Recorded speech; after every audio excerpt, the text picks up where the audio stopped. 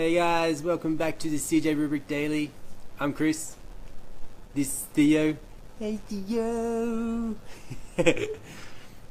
This week's accountability week, and we're going to talk to you about all things accountability. So this is still series 1. This is episode 11. And the reason why we think accountability is awesome is when you're trying to make change, being accountable to someone or something makes it easier for you to show up and keep doing that thing. Hello.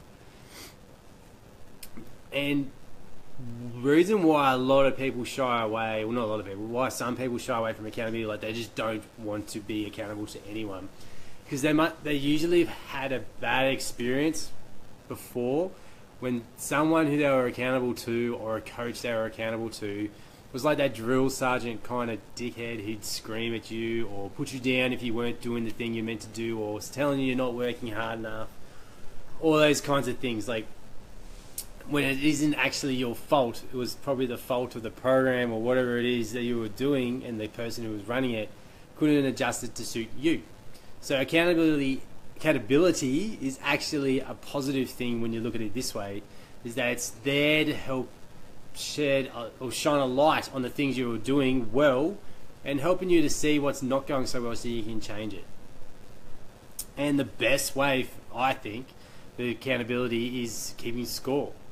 Keeping score of what you're doing and having a scoreboard makes it easier for you to show up and do what you're going to do. So the way to do a scoreboard is basically look at the week and pretty much just somewhere to track somewhere on a piece of paper, in a spreadsheet, wherever you want to do it. We do it in our coaching app. And you just check off the days that you show up and do the thing that you want to do, whichever it is, if it's training or whatever. So say if you want to eat a meal plan for 7 days, check it off every time you've done the meal plan for that day.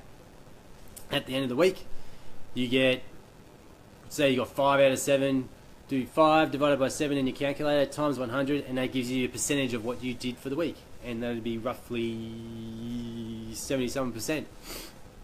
So that's a really good way to see how you're tracking. Even just seeing the 5 out of 7, and then the next week all you got to do to try to improve is get 6 out of 7, and that's accountability within yourself.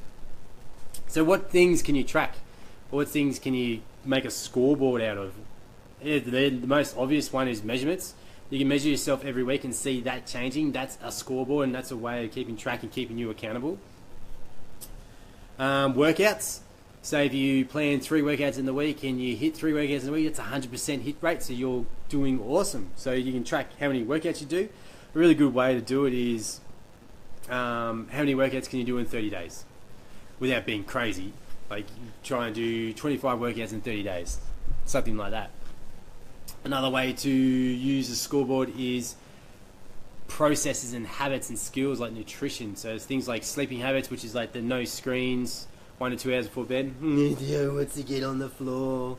He wants to get on the floor. Front and center. So processes, habits and skills, things that you do every day to be the best version of you. You can track that, and that's what we like to track in our coaching group, giving everyone a percentage score and a review every week. And the one most important thing, if you want to track just one thing, the big takeaway from today, the act of showing up.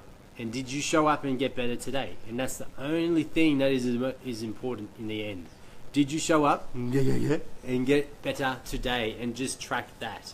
And all you're trying to do is get a score of 5 out of 7 or more a week every week, and you're going to be doing really well. So accountability day 1 for this week done.